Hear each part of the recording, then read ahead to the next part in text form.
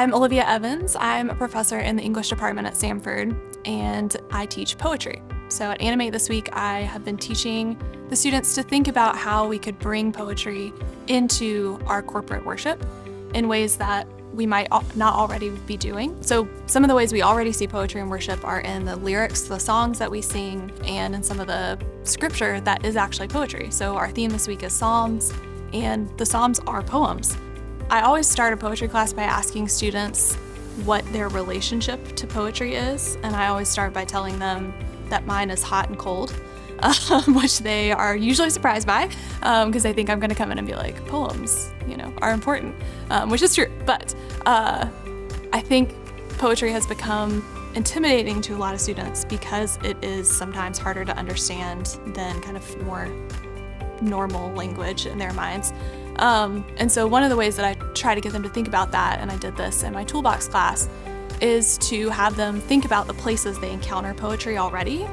And it takes a while sometimes, but eventually they'll figure out, oh, the songs that I love are poems. And so I asked them, well, what do you use those songs for? When do you turn to a song that you love? And if they start mentioning, when I'm sad, or when I've been through something really hard, or when I want to get excited. We talk about an amp up song before a sports game. And so, I asked them why they pick a particular song, and a lot of them will say something like, because I can relate to it, or because it spoke to me, right? Or I resonated with it. And so they're already experiencing that sense of connection from someone else's language in the context of music. And obviously, the musical instrumentation has a part in that, but the words are often the part that they remember or write down. And so getting them to think through, why did that speak to me? What about this language made it feel special and kind of a little bit apart from the rest of the language in my life? And we did a few activities where we would focus on poetic language, right? So we talked about repetition, parallelism, where you have kind of that repeated pattern. The Psalms do this a lot, where it'll say, don't stand with sinners or sit with scoffers, and it's kind of the same beat, right? And so you kind of feel that kind of beat repeating itself and moving forward. In English poetry, we have rhyme, which can help you remember things better by hearing that rhyme. And then we spent time talking about metaphor, and I had them pick a feeling or an object that they wanted to describe.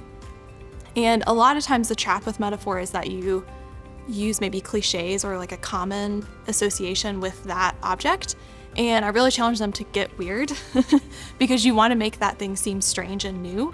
And so I had them list out the different features of that object. So really specifically, if they're describing a cat, does it have stripes? Describe its little paw pad, toe beans, right?